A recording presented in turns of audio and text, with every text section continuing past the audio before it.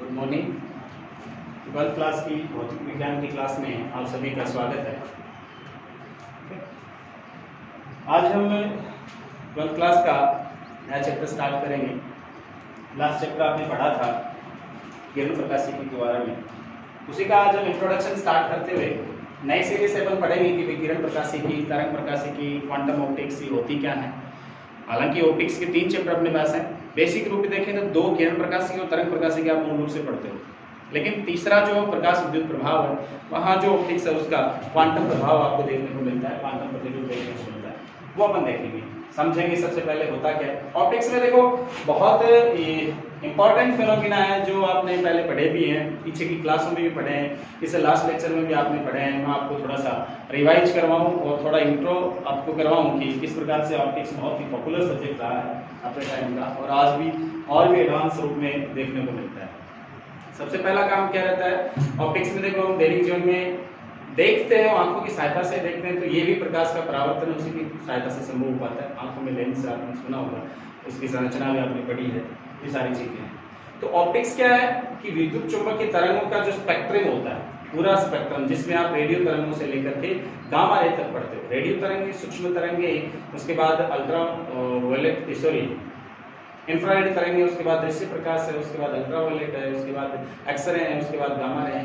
तो ये जो विद्युत चुंबकीय स्पेक्ट्रम है, बढ़ते हुए फ्रीक्वेंसी की फॉर्म में वेवलेंथ घटती हुई रहती है, रेडियोवेटिव सबसे ज्यादा रहती है और गामा तरंगों की सबसे कम रहती है। इनका एक छोटा सा पार्ट होता है बीच का, जिसको आप कौन सा प्रभाग कहते हो? दृश्य क्षेत्र। नाम सुना होगा आपने,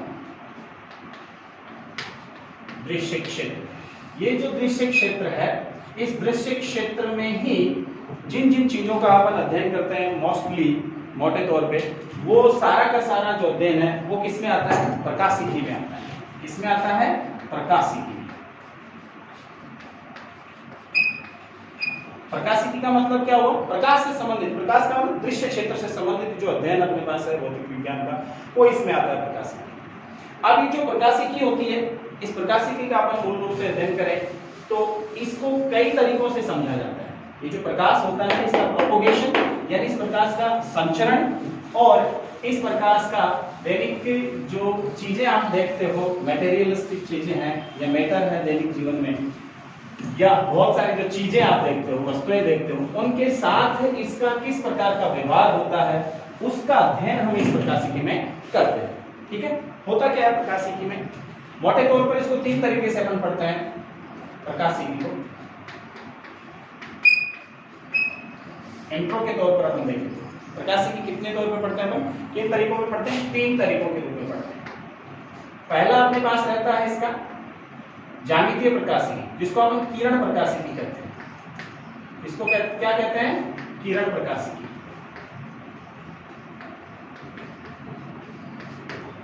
दूसरा इसका जो प्रभाग है वो क्या है? तरंग प्रकाशिकी।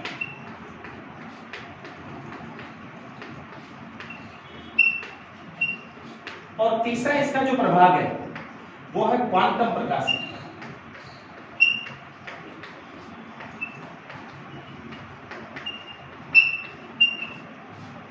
ये quantum optics, ray optics, wave optics और क्वांटम ऑप्टिक्स, यानी प्रकाशिकी में जो प्रकाश का अध्ययन होता है, उस प्रकाश का अध्ययन अपन 3 तरीके से करते हैं कि उस प्रकाश का संचरण है, या किसी वस्तु के साथ उसका इंटरेक्शन है, यानी किसी वस्तु के साथ उसकी अनुक्रिया क्रिया है, कैसा व्यवहार है उसका, वो व्यवहार, वो इन 3 तरीकों से अपन क्या करते हैं? एक्सप्लेन करते हैं। भौतिकी की बहुत सारी घटनाएं होती हैं जिनको सामान्यतः है प्रकाश को किरण के रूप में संचरित होता हुआ मान सकते हैं कि प्रकाश सामान्यतः किसके रूप में संचरित हो रहा है? किरणों के रूप में। ऐसे सामान्यतः मानते हैं कि प्रकाश किसके रूप में संचरित हो रहा है? ऐसे किरणों के रूप में संचरित होता है। और ये जो किरण में आपको ये जो तीर का निशान दिख रहा है, एक स्ट्रेट लाइन अपन देखते हैं। किरण प्रकाशिकी का मूलभूत जो आधार है वो ये बताते हैं कि प्रकाश हमेशा किस में गमन करता है? सीधे रेखा में गमन करता है। ठीक है, अब हम कह रहे हैं कि ये जो तीर का निशान है वो क्या बताता है? ये तीर का निशान है ऊर्जा संचरण की दिशा बताता है। इसमें किसकी दिशा बताता है? ऊर्जा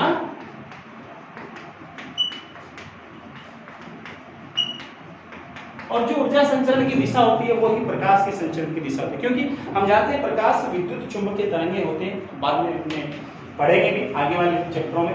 और वो जो विद्युत चुंबकीय तरंगे होती हैं उनमें ऊर्जा का प्रवाह होता है विद्युत और चुंबकीय क्षेत्रों के रूप में, और वो ऊर्जा संचरण की दिशा अपनी तीर के निशान से बताते हैं। तो अब खास बात क्या रहती है कि ये कब पढ़ते हैं, ये कब पढ़ते हैं, और ऐसा व्यवहार कब देखते हैं प्रकाश का। ऐसे अलग अलग अपन क्यों पढ़ पाते हैं, इसको अलग अलग पढ़ने की क्या जरूरत है। खास बात क्या होती है कि जब प्रकाश अपने पास है वो किन्हीं भौतिक वस्तुओं के साथ इंटरेक्शन करता है, और उस स्थिति में उन भौतिक वस्तुओं का जो आकार है जिसको अपन ए कह सकते हैं, क्या कह सकते हैं, ए। जैसे दरवाजा अपने पास है, दरवाजे की साइज कितना साइज का है, कितनी चौड़ाई है दरवाजे की। खिड़की अपने पास है, सपोज खिड़की की साइज कितनी है, ठीक है। ठीक, ये वाली जो चीजें हैं दैनिक जीवन में, इन चीजों की साइज अपन ने ले ली ए है। अगर ये साइज है, ये बहुत बड़ी, या अपन यूं कहें कि ये साइज बहुत बड़ी है किसकी तुलना में, जो प्रकाश की तरंग दैर्ध्य है उसकी तुलना में। सामान्य फिनोमेना देखे चलते हैं कि प्रकाश विद्युत चुंबकीय तरंग है, उसके आधार पर ये लैम्डा प्रकाश की तरंग दैर्ध्य है दृश्य क्षेत्र में, और ये जो प्रकाश है इसकी तरंग दैर्ध्य की तुलना में ये जो अपने पास भौतिक, जो अपने पास जैसे खिड़की है, भौतिक चीजें हैं, दरवाजा है, इनकी जो डायमेंशन है, इनकी जो बीमा है वो बहुत ज्यादा है, ठीक है। तो इस स्थिति में प्रकाश इसके किनारों के साथ कोई अभिक्रिया नहीं दर्शाता और स्ट्रेट लाइन में प्रोपोगेट करता है, ठीक है। तो ऐसी स्थिति में ये जब स्थिति बनती है, उस स्थिति में प्रकाश को सिंपल इन किरणों के रूप में मान सकते हैं, ठीक है। और किरणों के रूप में मान करके हम आसानी से प्रकाश का अपवर्तन, प्रकाश का परावर्तन और इसका जो विकिरण है इनका वर्णन कर सकते हैं बहुत आसान तरीके से, ठीक है। तो ये जो किरण प्रकाशिकी है, इस किरण प्रकाशिकी में दर्शाते ऐसे हैं, और किन किन घटनाओं की व्याख्या कर सकते हैं किरण प्रकाशिकी में, अपवर्तन की, परावर्तन की, प्रकाश के परावर्तन की और विकिरण की,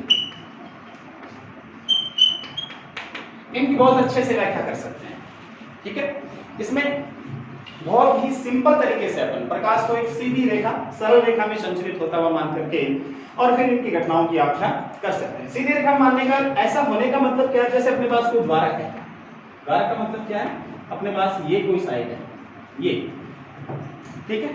दीवार में सपोज कोई होल है, इतना बड़ा, काफी बड़ा, जैसे दीवार में पहले ऊपर रोशनदान होता था उस टाइप का, ठीक है। इधर से प्रकाश आपतित हो रहा है और इस प्रकाश का आपतन अपन किरणों के रूप में मानते हैं। किसके रूप में मानते हैं, किरणों के रूप में मानते हैं। तो हम ये देखते हैं कि ये प्रकाश इस दीवार में, अगर सामने इधर होल है इस दीवार में, तो सामने की दीवार पर प्रकाश आता हुआ देखें तो प्रकाश आप देखोगे सीधा एक शेप में आता है, सीधा का सीधा उस दीवार पर, ठीक है। इस तरह से सामने ये दीवार, सामने की दीवार पर इस तरह से सीधा का सीधा, ठीक है। इसका मतलब प्रकाश इधर से आपतित हो रहा है, सामने की दीवार पर सीधा का सीधा आता है, और अपन ये कह रहे हैं कि इस भाग में, ये जो बीच का भाग है ना, ये भाग दीवार पे, सामने वाले दीवार में, ये तो प्रकाशित क्षेत्र है। ये तो कौन सा है, प्रकाशित क्षेत्र है,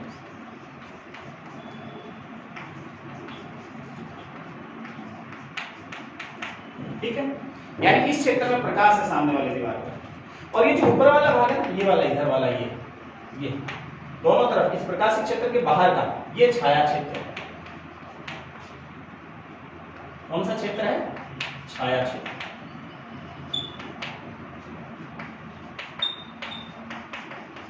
ठीक है। इन प्रकाश किरणों का सीधा का सीधा आपतन होता है, ये छाया प्रकाशित क्षेत्र, इसके बाहर वाला क्षेत्र छाया क्षेत्र है। सिंपल सी बात अपन देखते हैं। अब हम कह रहे हैं कि अगर, देखो क्या करें, अगर ये जो साइज थी सामने वाले रोशनदान, इसको बहुत पतला करते करते, छोटा छोटा करते, बहुत छोटा कर दिया जाए। अगर इसको क्या कर दिया जाए, बहुत छोटा कर दिया जाए, यानी ये कहें कि अपन इसको बहुत छोटा कर दें, छोटा कर दें तो क्या होगा, ऐसे अगर मैं इसको छोटा कर दूं, केवल इतना सा ही बचेगा, इतना सा पार्ट, बहुत छोटा। यानी ये जो पहले आकार था ए, अब ये बहुत छोटा हो गया, बहुत छोटा हो गया, तो क्या स्थिति बनती है, ऊपर वाला पार्ट रुकता है, और ये जो प्रकाश किरणें जाती हैं, ये इस क्षेत्र में तो जाती जाती है, अब देखो प्रकाशिक छाया क्षेत्र बहुत छोटा सा दिखेगा आपको, वो भी कौन सा बताएंगे, कौन सा प्रकाशिक क्षेत्र। उसके अलावा क्या दिखेगा आपको, इस साइड में भी थोड़ा प्रकाश जाता हुआ दिखेगा, ठीक है, प्रकाश मुड़ता हुआ, ठीक है, जबकि ऐसा नहीं होना चाहिए, ठीक है, सामान्य तौर पे देखें तो। लेकिन जब यह आकार बहुत छोटा हो जाता है और छोटा करते जाते हैं, बहुत छोटा करते जाते हैं, यानी एक का डायमेंशन है वो लगभग लैम्डा के आसपास हो जाता है, यानी जो आपके प्रकाश है उसकी तरंगदैर्घ्य और जो आपने यहाँ बीच वाला द्वारक रखा है उसका आकार ये लगभग आसपास से है, इसी के ऑर्डर का है। तो उस कंडीशन में प्रकाश क्या होता है, देखो ये प्रकाश किरणें क्या होती है, मुड़ती भी। ये जो छाया क्षेत्र था ये, अब ये ज्यामितीय छाया क्षेत्र इतना ही होना चाहिए था, है ना, लेकिन इतने से भाग में नहीं, इसके बाहर वाले भाग में भी क्या होती है, प्रकाश की उपस्थिति पाई जाती है, प्रकाश किरणें पाई जाती है। इसका मतलब क्या हुआ कि सामान्यतः जो प्रकाश का ये वाला विभाग था इस रीजन में, किरण प्रकाशिकी वाला, वो तो इतने से भाग में दिखना चाहिए था प्रकाश, लेकिन ये तो बाहर भी दिख रहा है। ऐसा क्यों हुआ, साइज घटाते ही ऐसा हो गया, ठीक है।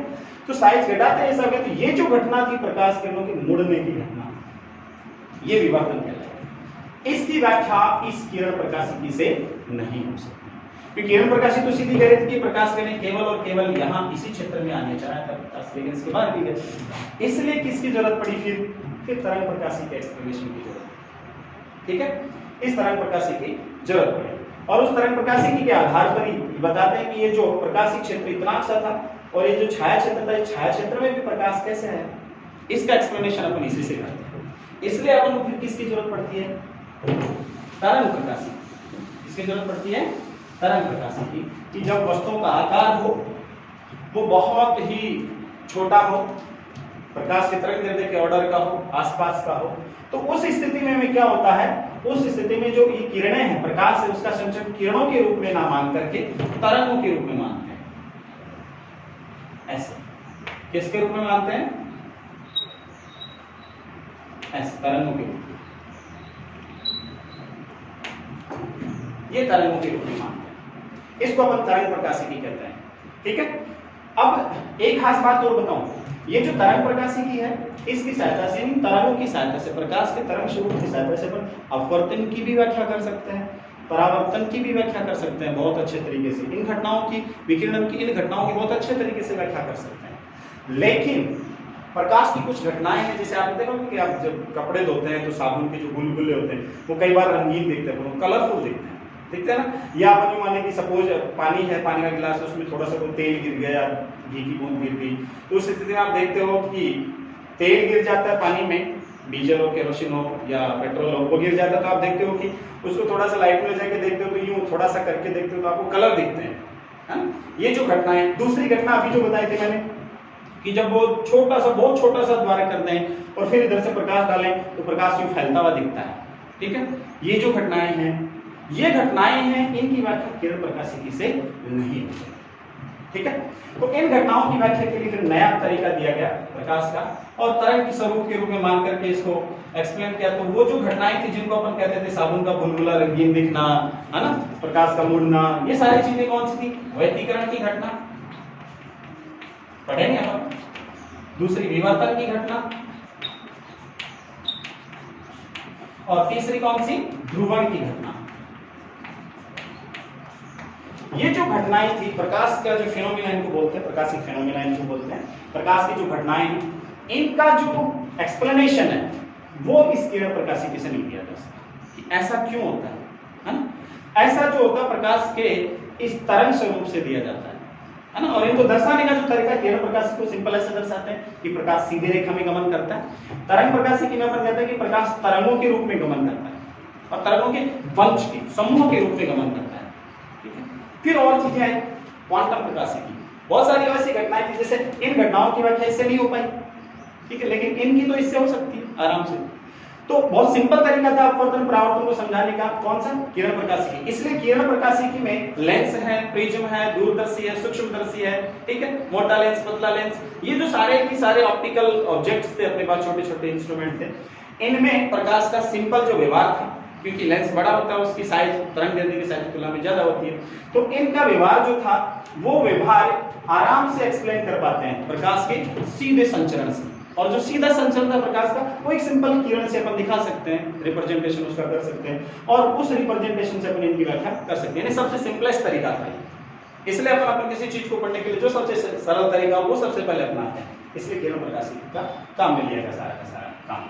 अब तरंग प्रकाशिकी के आगे इन घटनाओं की व्याख्या, इन घटनाओं की व्याख्या तभी अपन कर पाते हैं जब हम प्रकाश का किरण या तरंग के रूप में अपन संचरण माने, ठीक है, कि प्रकाश तरंगों के रूप में संचरण करता है, तभी जाकर के ये घटनाएं हो सकती हैं। इन घटनाओं की व्याख्या अपन कर पाते हैं, इसलिए फिर क्या हुआ कि प्रकाशिकी के आगे अपन जाए इसको क्या काम पड़ा इसका तरंग प्रकाशिकी, ठीक है। इसका भौतिक स्वरूप और प्रकाश का ये आपस में अध्यारोपित होकर इन प्रकार की घटनाओं को जन्म देता है, ठीक है। और वो केवल ज्योमेट्री पे डिपेंड करता है, ज्योमेट्री का मतलब ज्यामितीय आकार पर, वस्तुओं की ज्यामितीय आकार पर निर्भर करता है, इसलिए अपन क्या कहते हैं इसको ज्यामितीय प्रकाशिकी भी कहते हैं इसको, ठीक है। ये तरंग प्रकाशिकी, फिजिकल ऑप्टिक्स इसको बोलते हैं। तीसरा रूप, तीसरी कई घटनाएं थी, जैसे आजकल सोलर लाइट वाला काम चला बहुत ज्यादा, क्या होता है सोलर प्लेट लगी रहती है ना, उसे अपन एलईडी बल्ब जोड़ देते हैं और सोलर प्लेट पर जैसे लाइट गिरती है बल्ब जलता है, ऐसा देखा आपने? ये भी प्रकाशित है, सोलर लाइट पे प्रकाश ही तो गिरता है।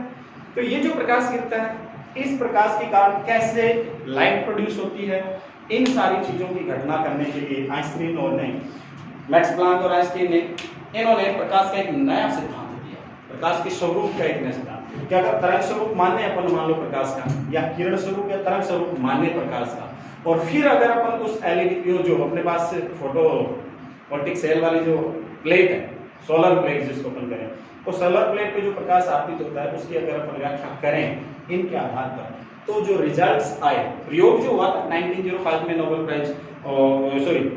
प्राइज वाला जो प्रयोग हुआ था, प्रकाश विद्युत प्रभाव, आइंस्टीन द्वारा एक्सप्लेनेशन दिया गया था, उस प्रभाव की व्याख्या इसमें नहीं करता। यानी कुछ प्रभाव ऐसे थे जिसको मैं प्रकाश विद्युत प्रभाव नाम देता हूं, नाम सुना होगा आपने,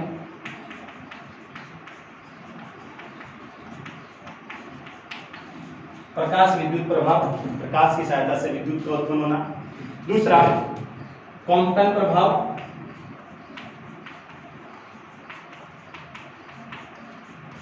तीसरा कृष्णिका विकिरण,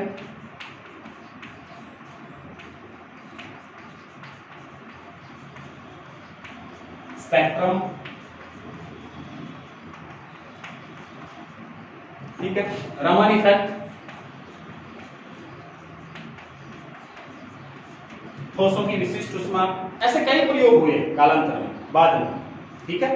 और उन प्रयोगों की इन सभी प्रयोगों की व्याख्या प्रकाश की किरण प्रकृति या प्रकाश की तरंग प्रकृति दोनों ही नहीं करता, तब जाकर के प्रकाश का एक नया सिद्धांत दिया गया, प्रकाश का एक नया प्रारूप माना गया और उसको क्या माना गया, क्वांटम प्रकाशिकी। क्या माना गया, क्वांटम प्रकाशिकी। ये माना गया कि जो प्रकाश अपने पास है वो कई बार एक नया प्रारूप दिखाता है, कैसा कि वस्तुओं के साथ जब उसकी इंटरेक्शन होती है, उसकी अनुक्रिया होती है, उनके साथ वस्तुओं के साथ जो व्यवहार करता है तब वो कई प्रकार के व्यवहार शो करता है, और उनमें एक उसका प्रमुख व्यवहार क्या है कि प्रकाश छोटे छोटे ऊर्जा के पैकेटों के रूप में प्रोपोगेट करता है, गमन करता है, संचरण करता है। यानी प्रकाश किसके रूप में गमन करता है, छोटे छोटे ऊर्जा पैकेटों के, छोटे छोटे ऊर्जा पैकेटों के रूप में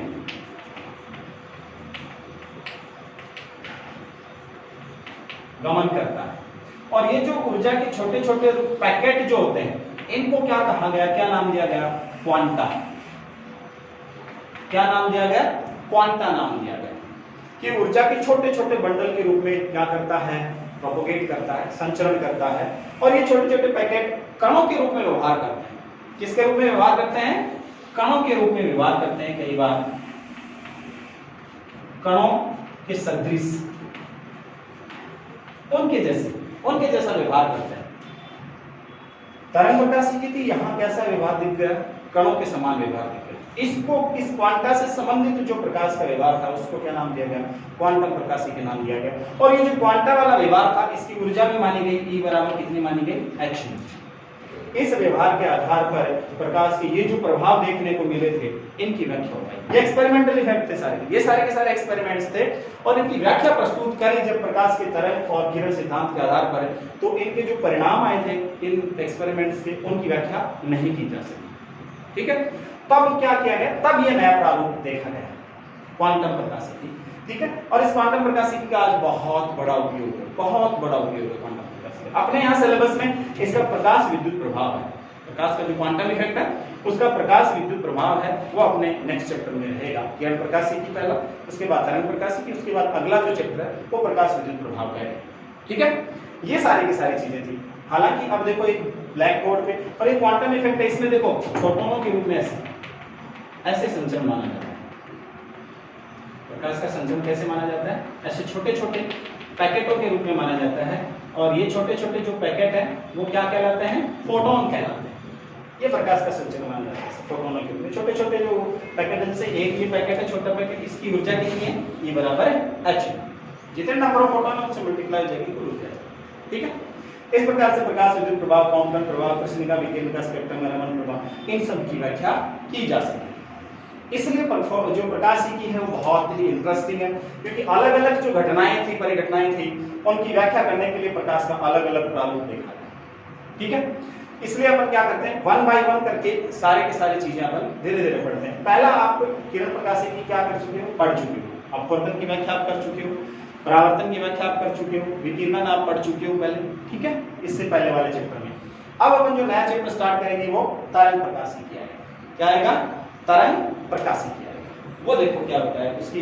आज तो हमें लगता है कि सारी चीजें देखो हम जानते हैं आज, है ना, और पढ़ ही रहे हैं, लेकिन ये जो विकास हुआ था यहाँ से यहाँ तक से यहाँ तक, इनमें सालों लग गए थे, सैकड़ों सैकड़ों साल लगे थे इनमें, एक स्टेप से दूसरी स्टेप तक जाने में, एक व्यवहार को समझाने के लिए दूसरे व्यवहार का जो गलत सिद्ध होना और नया जो प्रकाश का स्वरूप है वो सामने आना, ये जो घटनाएं थी इनमें बहुत सारा टाइम लगा था। ठीक है, आज तो अपन ने सामने सारी की सारी चीजें पढ़ी है। ठीक है, अब देखो क्या करते हैं, तरंग प्रकाशिकी के बारे में अध्ययन करते हैं। नया चैप्टर है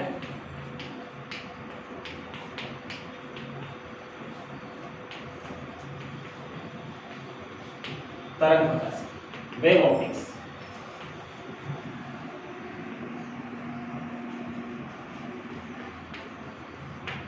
वेव ऑप्टिक्स के बारे में पढ़ें।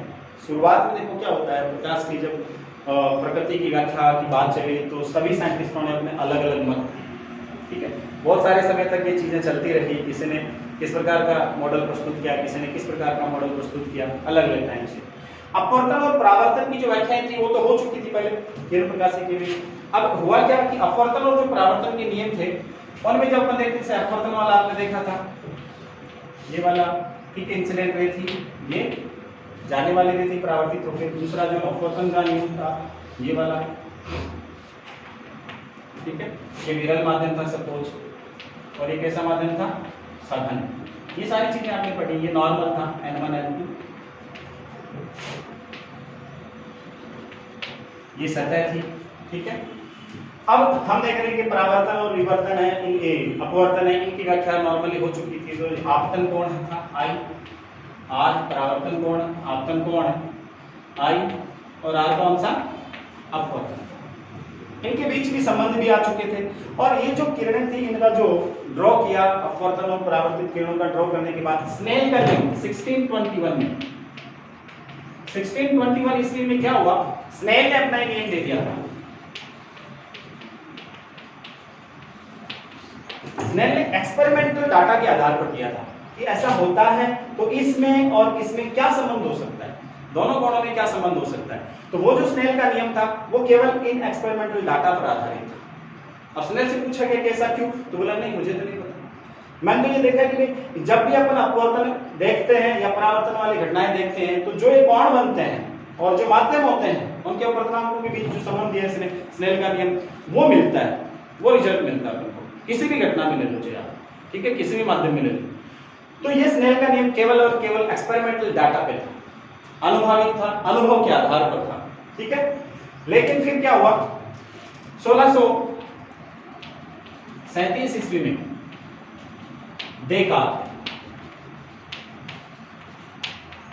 एक साइंटिस्ट हुए और इन देगार्ते ने क्या किया, इन अपवर्तन और परावर्तन इन दोनों को समझाने के लिए एक मॉडल प्रस्तुत किया, है ना। तो क्या मॉडल प्रस्तुत किया भाई, पता तो था ही नहीं ना कि क्या होता है कैसे होता है, ये तो पता किसी को था ही नहीं, सब अपना अपना तरीका बता रहे थे एक्सप्लेन करने के लिए। आज तो अपन को पता है कि कौन सी घटना में क्या हो रहा है ना। उस टाइम स्थितियां विचित्र थी। तो देकार्ते ने 1637 ईस्वी में क्या बताया कि ये जो प्रकाश होता है ना, ये प्रकाश कणों के रूप में होता है। प्रकाश की प्रकृति कैसी है, कणीय प्रकृति है।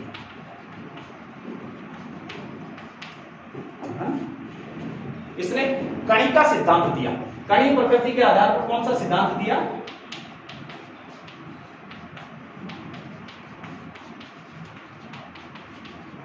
प्रकाश का कणिका सिद्धांत दिया, यानी प्रकाश छोटे छोटे कणों के रूप में आगे बढ़ता है, ठीक है। और ये जो कण है वो बहुत पास पास चलते हैं एक दूसरे के साथ, एक दूसरे के एक कण आगे चलता है, जस्ट पीछे दूसरा कण आता है, एक सरल रेखा में सीधी रेखा में गमन करते जाते हैं, ठीक है। अब ये कणिका सिद्धांत तो उसने दे दिया, इसका एक्सप्लेनेशन मांगा तो उसने कहा मुझे तो नहीं पता, मैं तो ये मानता हूं कि भाई ये प्रकाश से कणिका कणों के रूप में चलता है, आगे कणिका सिद्धांत दे दिया, बस होगी बात। अब ये तो हो गया, कणिका सिद्धांत उसने दे दिया और कणों के रूप में जब आता है प्रकाश किसी सतह पर तो परावर्तित होता है। तो अपन मानते हैं कि सीधी सी बात है, कोई बॉल फेंकते हैं तो किसी सतह से वापस परावर्तित जाती है, ठीक है, बाउंस लेके। तो ऐसी स्थिति में उसने कहा कि ऐसे अपन एक्सप्लेनेशन कर सकते हैं, इनका नॉर्मल एक्सप्लेनेशन उसने बता भी दिया, लेकिन बिलीव नहीं हुआ किसी को इतना अच्छा, ठीक है, सेटिस्फाई नहीं कर पाया। फिर क्या हुआ, इस कणिका सिद्धांत की पुष्टि थोड़े टाइम बाद न्यूटन ने कर दी। किसने कर दी, न्यूटन ने। उस टाइम का जाना माना साइंटिस्ट था न्यूटन। इसलिए क्या हुआ कि ये जो कणिका सिद्धांत था इसके पक्ष में न्यूटन ने अपना मत रखा कि वास्तव में देकार्ते सही कह रहा है ना, कणों के रूप में ही प्रकाश गमन करता है। और न्यूटन ने थोड़ी थ्योरी भी दी इसके बारे में, एक्सप्लेनेशन भी दिया उसने कि ऐसे प्रकाश आता है किसी सतह पर, ऐसे जाता है, ठीक है। तो न्यूटन ने कणिका सिद्धांत दिया। देकार्ते के बाद न्यूटन का कणिका सिद्धांत आया प्रकाश का। ये हिस्टोरिकल डेवलपमेंट देखो कितना विचित्र है। उसने कहा कि प्रकाश कणों के रूप में होता है, कणीय प्रकृति के रूप में होता है, कणों के रूप में आगे प्रोपोगेट करता है, छोटे छोटे कणों के रूप में। अब आप एक चीज में कंफ्यूज मत होना, अभी अपन ने जो क्वांटम ऑप्टिक्स पढ़ी थी ना, क्वांटम प्रकाश की तीसरा रूप देखा था अपन ने, जिसमें प्रकाश विद्युत प्रभाव और रमन प्रभाव, कंपन प्रभाव ये पढ़े थे, है ना। वो जो कणीय प्रकृति थी, यानी क्वांटम छोटे छोटे कणों के रूप में, पैकेटों के रूप में बोला था अपन ने, है ना। वो पैकेट बोला हमने, वहां ध्यान रखना, वो पैकेट है, ऊर्जा का पैकेट है, और उसकी प्रकृति किसके समान है, कण के समान है। वो कण नहीं है। कौन सा कण नहीं है, न्यूटन वाला कण नहीं है। न्यूटन ने जो कण माना था ना वैसा कण नहीं है। न्यूटन ने तो सिंपल कहा कि सिंपल कोई कण हो सकता है, बस वैसा कण नहीं है वो। जब आप अगली क्लासों में जाओगे तब आपको पता चलेगा कि वास्तव में ये जो छोटा सा अपन ने क्वांटम माना है, कणीय प्रकृति उसकी मानी है, कण के समान उसको बताया है, वो छोटा सा क्वांटा तरंगों के अध्यारोपण का परिणाम है। समझ गए? ये आगे की कक्षाओं में आपको बताएंगे, बाद में आगे पढ़ोगे तो आप, ठीक है। तो यहाँ कण दूसरा न्यूटन का, न्यूटन ने सिंपल कण माना, जो सामान्य कण आप धूल कण वगैरह ऐसे कण देखते हो, ऐसे कण माने उसने, ठीक है। अब क्या रहता है, न्यूटन ने क्या कहा कि ये जो कणिका सिद्धांत है इसमें प्रकाश कणों के रूप में चलता है। उसने अपवर्तन और परावर्तन दोनों की व्याख्या भी करी। अपवर्तन की व्याख्या देखो बहुत सिंपल तरीके से करता है ना। उसने अपना नया ही मत दिया, N1 और N। ये विरल माध्यम है और ये कैसा माध्यम है, सघन माध्यम। ध्यान से देखना। और ये इधर सघन माध्यम है और ये कौन सा है, विरल माध्यम। दोनों घटनाओं में अपन देखते हैं, एक स्थिति में जब प्रकाश किरण सघन से विरल में जाती है और दूसरी स्थिति में जब विरल से सघन में जाती है, तो क्या स्थितियां बनती है वो देखो। उसने कहा कि जब प्रकाश किरण सघन से विरल माध्यम की ओर गमन करती है तो ये कणों के रूप में जाती है। किसके रूप में प्रकाश गमन करता है, कणों के रूप में। ये कणों का है बना हुआ है ऐसा, कणों का जैसे आपतन होता है इस सतह पर। तो क्या कहता है कि ये जो इंटरफेस है बीच वाली, है ना, ये सघन माध्यम है, इस प्रकार से ये सघन माध्यम है और इधर सघन माध्यम ये है।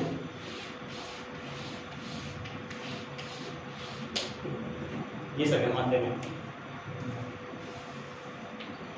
और ये जो बीच वाली रेखा है, ये जो बीच वाली रेखा है ना, ये इंटरफेस है।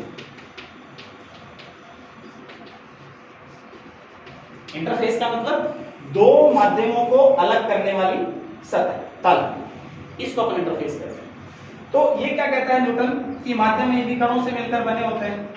तो ये जो इंटरफेस वाले कण है, ये यहाँ ये जो इंटरफेस जिन कणों से मिलकर बनती है, ये जो प्रकाश किरण कणों के रूप में आपतित होती है, प्रकाश कणों के रूप में आपतित होता है, सघन माध्यम से विरल की ओर जाता है, तब ये क्या कहता है कि जैसे जैसे कण पास आता जाता है, यानी ये कण जैसे जैसे इस इंटरफेस की ओर बढ़ते जाते हैं ऐसे ऐसे, वैसे वैसे ये जो इंटरफेस वाले कण है, किस रीजन के कण है इंटरफेस वाले, है ना, बीच की सतह वाले, दो माध्यमों को पृथक करने वाली सतह वाले कण, ये कण इन कणों को प्रतिकर्षित करते हैं। क्या करते हैं? प्रतिकर्षित, यानी इन पर ऊपर की ओर बल लगाते हैं, यूं प्रतिकर्षित करते हैं इन कणों को। ऐसे जैसे जैसे पास आते जाते हैं कण, इनको क्या करते हैं? प्रतिकर्षित करते हैं। अब कोई चीज जा रही है, जैसे अपन जाएं किधर और अपन पर सामने से दबाव लगे तो क्या होता है? सिंपल सी बात होती है, अपन पर सामने से जब फोर्स लगता है तो क्या होता है? अपनी गति क्या होती है? धीमी पड़ जाती है। समझ गए? इसलिए इसने कहा कि जैसे जैसे कण पास पड़ते जाते हैं, यहाँ आते आते इनकी गति क्या हो जाती है? धीमी हो जाती है। और साथ साथ क्या होता है, जस्ट सामने ना जाकर के थोड़ा तिरछा रास्ता अपनाता है ना।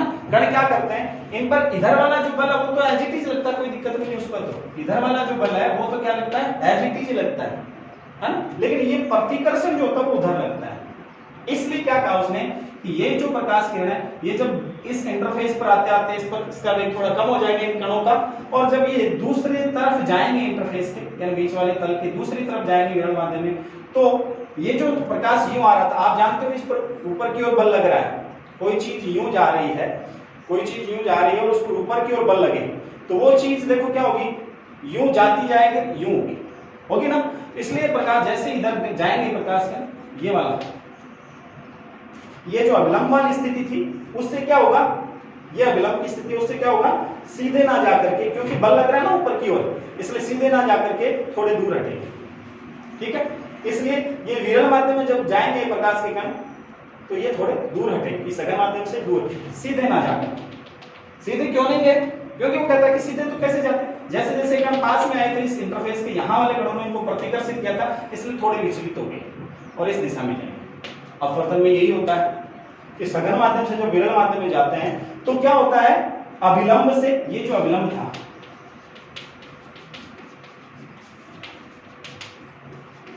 N1 इस अभिलंब से दूर हटती है प्रकाश की किरण। लेकिन एक खास बात देखो आप, दूर हटने के साथ साथ जब प्रकाश की कण यूं आ रहे थे तो उन पर ऊपर की ओर बल लग रहा था, इसलिए इनका वेग कम हो गया, है ना। ये हटती तो है, दूर तो हटती है, लेकिन वेग क्या हो गया? वेग क्या हो गया? कम। इस विरल माध्यम में वेग कम हो गया और इस सघन माध्यम में वेग क्या था? अधिक था। ये कॉन्सेप्ट निकला। दूसरी चीज, अब इस माध्यम में तो उसने एक्सप्लेनेशन दे दिया।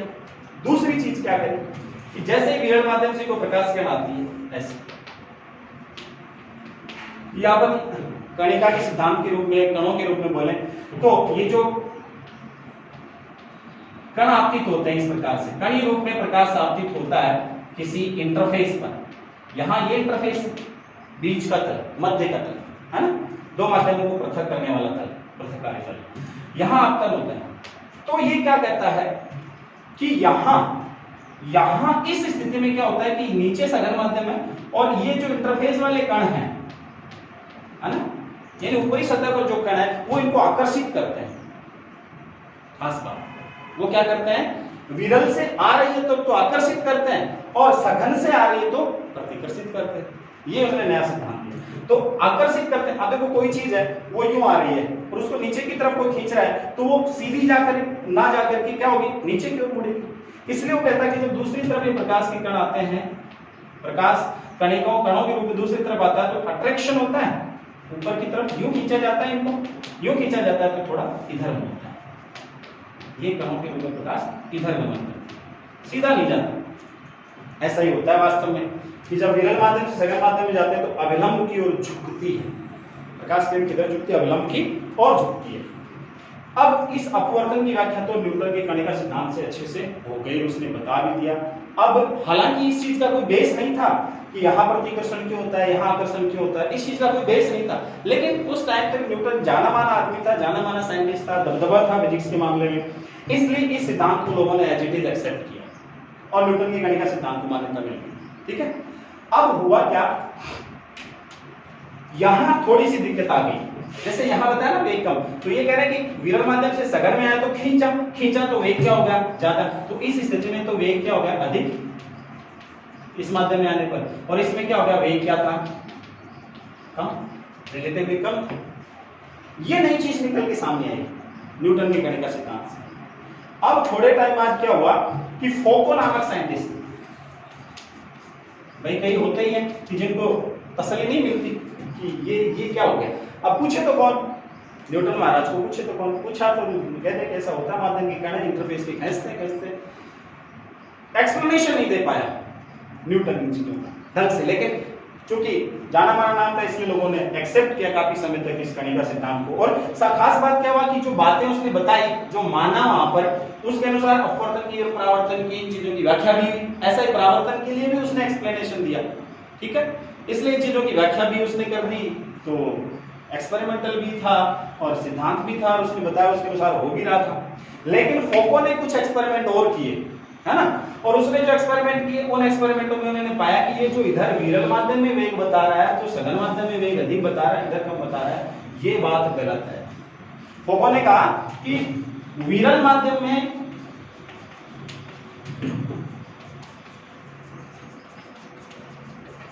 वेग क्या होता है, अधिक,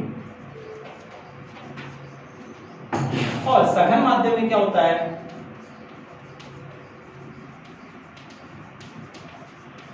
कम होता है। उसने बोला कि प्रकाश, उसने भी एक्सपेरिमेंट्स किए और बोला कि विरल माध्यम में तो प्रकाश का वेग ज्यादा होता है, सघन में तो कम होता है। न्यूटन कह रहा हुआ तो गलत है, हालांकि वो बता पा रहा है कि अपवर्तन ऐसे होता है, लेकिन ये तो सही नहीं है बात उसकी। फिर वैसे नतीजा क्या हुआ, और साइंटिस्ट लगे इन चीजों को एक्सप्लेन करने में, चैन की सांस थोड़ी मिलेगी। तो ऐसी स्थिति में क्या हुआ, फिर प्रकाश की प्रकृति की व्याख्या करने के लिए और साइंटिस्टों ने अपना अपना मत रखने का प्रयास किया, और फिर जाते जाते 1637 के आसपास डेकार्त ने दे दिया था, और फिर थोड़ा और बढ़े तो 1678 के आसपास, इसके आसपास 1678 ईस्वी के आसपास हाइगेन नाम के साइंटिस्ट हुए। हाइगेन ने क्या दिया, तरंग सिद्धांत दिया, जो आज हम तरंग प्रकाशिकी पढ़ते हैं। हाइगेन ने प्रकाश का कौन सा सिद्धांत दिया, तरंग सिद्धांत। उसने कहा कि ये प्रकाश है वो तरंगों के रूप में गमन करता है। चलो सर, नया कॉन्सेप्ट आ गया। अब हाइगेन ने एक्सप्लेनेशन तो दे दिया इस चीज का कि प्रकाश क्या करता है, तरंगों के रूप में गमन करता है, और जिधर ऊर्जा का संचरण होता है उधर ही आगे बढ़ता जाता है प्रकाश का, इन तरंगों का संचरण होता है। ठीक है, जिधर ऊर्जा प्रवाह होता है उधर ही बढ़ता जाता है। अब दिक्कत क्या आई कि ये नहीं बता पाया हाइगेन कि ये जो तरंग आप बता रहे हो, ये तरंग कैसी तरंग है। भाई तरंग भी माने तो उसके कंपनों के आधार पर माने तो तरंग दो प्रकार की होनी चाहिए। कैसी, या तो अनुदैर्ध्य हो या अनुप्रस्थ तरंग, यानी कंपन या तो लंबाई की दिशा में ऐसे आगे बढ़े जैसे ध्वनि के बढ़ते हैं, या ऐसे अप एंड डाउन बढ़े, संचरण के लंबवत बढ़े, जैसे रस्सी को ऊपर पकड़ के झटकते हैं तो रस्सी ऊपर होती जाती है, ऐसे होनी चाहिए कंपन। कैसे हैं, तो हाइगेन की शुरुआत में तो कहा कि ये जो तरंग है ये अनुदैर्ध्य है, लेकिन थोड़े दिनों बाद पलट गया, नहीं बोले ये तो तरंग अनुप्रस्थ है, तो लोग फिर कंफ्यूज हो गए कि ये तो ऐसे मार रहा है। हालांकि हाइगेन ने जो तरंग सिद्धांत दिया और तरंग के सिद्धांत के साथ साथ ये भी बताया कि तरंगें किस प्रकार आगे बढ़ती हैं। इसने एक नया कॉन्सेप्ट दिया तरंगों का, तरंगाग्र। क्या दिया, जो पढ़ेंगे अपन इस तरंग प्रकाशिकी में, तरंगाग्र वाला नया कॉन्सेप्ट दिया, और कहा कि तरंगाग्र जैसे जैसे आगे बढ़ता है उस प्रकार से तरंग आगे बढ़ती जाती है। ये भी कहा कि तरंगाग्र क्या होता है कि जहां भी माध्यम में कहीं कोई विक्षोभ होता है, विक्षोभ का मतलब जैसे अपन पानी में कोई कंकड़ डालें तो कंकड़ डालने के बाद उसके आसपास जो हलचल पैदा होती है उसको अपन विक्षोभ कहते हैं। तो वो जो हलचल जैसे बढ़ती है आगे, वो तरंगों के रूप में आगे बढ़ती है। ठीक है, तो वो जो तरंगों के रूप में तो अपन देखेंगे जैसे पानी में अपन कोई कंकड़ डाला, डालने के बाद देखते हैं कि जो तरंग आगे जाती है वो चारों तरफ जाती है ऐसे। तो आपने देखा होगा एक सर्कल सा बनता है ना, और उस सर्कल एक बार सर्कल का जो किनारा है सारा ऊपर होता है, दूसरे वाला सर्कल का नीचे रहता है, तीसरा ऊपर रहता है, ऐसे आगे बढ़ता है ऊपर नीचे ऊपर। तो जो ऊपर ऊपर किनारा है ना, यानी कण ऊपर ऊपर उठे हैं चारों तरफ ही ऊपर ऊपर उठे हैं, वो ऊपर वाला पूरा सर्कल, इसका मतलब वो सारे कण एक ही स्थिति में है ना, वो सारे कण क्या है, समय और स्थिति की एक रूपता में है। तो ये कहा उसने कि तरंगागर क्या होता है, और उसको अपन क्या कहते हैं, उस एक रूपता को अपन कला कहते हैं। क्या कहते हैं, उन कणों की कला कहते हैं। तो उसने कहा था कि उन समान कला वाले यानी एक रूपता वाली स्थिति वाले कणों का जो बिंदु पथ है, यानी उन सभी का जो एक प्लेन बनता है या जो बिंदु पथ बनता है, वो क्या कहलाता है, तरंगागर कहलाता है। और वो तरंगागर आगे बढ़ता जाता है समय के साथ। कैसे बढ़ता है उसका इसने एक्सप्लेनेशन दिया। लेकिन बेचारे के साथ दिक्कत क्या हुई, दिक्कत ये हुई कि तालाब में बड़ी मछली छोटी को खाती है। वही स्थिति कि न्यूटन उस टाइम जाना माना नाम था, अच्छा खासा एक्सपेरिमेंटल एक्सपीरियंस था उनके पास, नए नए सिद्धांत दिए थे, बहुत बड़ा नाम था।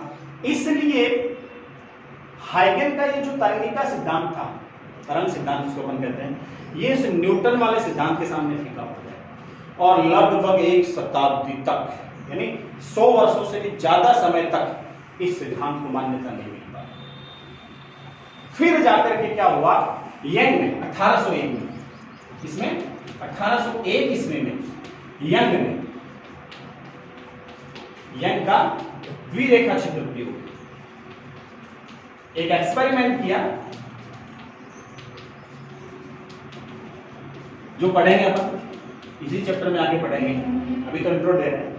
यंग का द्विरेखा छिद्र प्रयोग, उन्होंने एक एक्सपेरिमेंट किया। क्या किया, एक गत्ता लिया, उसमें बहुत पास बहुत महीने महीने छिद्र किए, जैसे गत्ता यूं है, ये गत्ता है ना, इसमें 2 बीच में छोटे छोटे होल कर दिए, बहुत पास ये होल कर दिए, और इधर से प्रकाश आपतित करवाया। फिर ये जो पर्दा लिया, एक सामने उसने पर्दा रखा और देखा कि भाई ये इन 2 होल से लाइट आ रही है, उस लाइट का कैसा यहाँ प्रतिरूप बनता है। वो जो प्रतिरूप उसने देखा, उस प्रतिरूप को उसने कण के रूप में समझाने का प्रयास किया तो नहीं समझा पाया। फिर उसने क्या किया, इस प्रकाश को तरंग के रूप में लिया और फिर उस प्रतिरूप को समझाने का प्रयास किया और अच्छे से एक्सप्लेन किया। तो क्या हुआ कि यंग ने अपने द्विरेखा छिद्र प्रयोग की सहायता से यहां जो प्रतिरूप आया था, इस प्रतिरूप की व्याख्या करी और कहा कि प्रकाश जो होता है वो किस प्रकृति का होता है, तरंग प्रकृति का होता है। किस प्रकृति का होता है, तरंग प्रकृति का होता है। और थोड़े से टाइम बाद फ्रेनेल ने क्या किया, फ्रेनेल ने यह बता दिया कि ये जो प्रकाश होता है ना, ये विवर्तन प्रतिरूप भी दर्शाता है, और इस विवर्तन की व्याख्या भी किसके आधार पर की गई, तरंग प्रकृति के आधार पर की गई। और यह भी माना गया यहां पर, फ्रेनेल ने भी ये थोड़ा सा एविडेंस दिया कि ये जो तरंगें होती है अनुप्रस्थ होती है।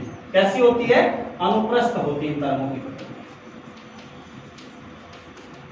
तब जाकर के लगभग 120 साल के आसपास जाकर के, 20-23 साल के आसपास जाकर के ये जो हाइगन का तरंग सिद्धांत था उसको मान्यता मिल पाई, और ये माना गया कि प्रकाश किसके रूप में संचरण करता है, तरंगों के रूप में संचरण करता है। और इसके आधार पर प्रकाश का जो व्यतिकरण था, विवर्तन था, आगे ध्रुवण भी पढ़ेंगे, इन सारी घटनाओं की बहुत अच्छे से व्याख्या की गई और बहुत अच्छे से एक्सप्लेनेशन का दिया गया। इसके बाद क्या हुआ, इसके बाद 1864 के आसपास, 1860 से लेकर 64 तक मैक्सवेल ने बहुत सारे एक्सपेरिमेंट्स किए, और मैक्सवेल ने क्या बताया, बहुत अच्छा नाम जाना जाता है फिजिक्स में इनका।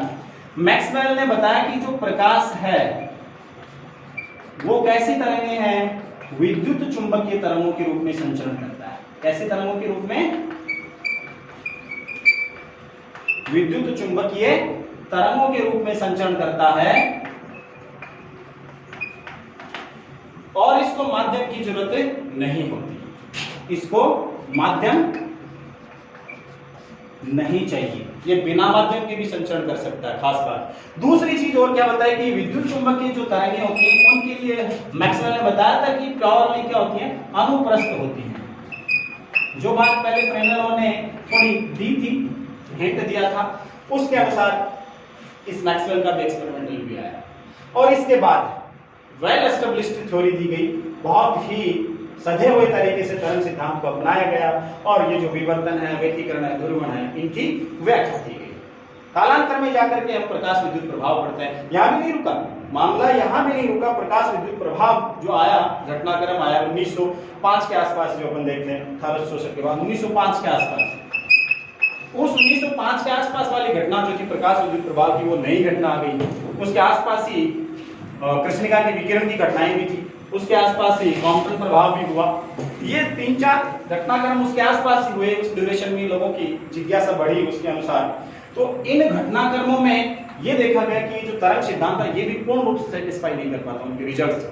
तब जाकर के प्रकाश का नया सिद्धांत लिया गया था, फोटोन सिद्धांत या क्वांटम सिद्धांत। कौन सी प्रकृति मानी गई प्रकाश की? क्वांटम प्रकृति। इसमें 2 चीजें मानी गई कि वास्तव में कण नहीं होता, ठीक है, लेकिन व्यवहार जो होता है उसका क्वांटम यानी कणीय प्रकृति के समान उसका व्यवहार होता है ना। इसलिए फिर यहाँ 1905 के बाद ये एक्सप्लेनेशन दिया गया कि जो प्रकाश वास्तव में होता है वो ना तो तरंग होता है प्योरली, ना कण होता है, दोनों का मिला जुला स्वरूप होता है। किन्हीं विशेष परिस्थितियों में वो कण की तरह व्यवहार करता है और किन्हीं विशेष परिस्थितियों में किसकी तरह व्यवहार करता है? तरंगों की तरह व्यवहार करता है। इसलिए प्रकाश का फिर एक नया तरीका दिया गया, नया एक्सप्लेनेशन दिया गया कि प्रकाश द्वैत प्रकृति का होता है। कैसी प्रकृति का होता है? द्वैत प्रकृति का होता है। उसके बाद वाली घटना में द्वैत प्रकृति, 2 की प्रवृत्ति होती है प्रकाश की, ठीक है। वो अपन प्रकाश विद्युत प्रभाव की बात पढ़ेंगे। इन सारी चीजों को 1 बाय 1 करके आपने किरण प्रकाशिकी पढ़ ली। उसके बाद तरंग प्रकाशिकी अपन स्टार्ट करेंगे हाइगेन की तरंग सिद्धांत से। जहां से ये तरंग प्रकाशिकी स्टार्ट हुई वहीं से अपन लेके चलेंगे और आगे धीरे धीरे इनकी घटनाक्रमों की व्याख्या करेंगे और उसके बाद नेक्स्ट चैप्टर में अपन द्वैत प्रकृति क्वांटम सिद्धांत में अपन फोटो इलेक्ट्रिक, ठीक है। आज के लिए इतना।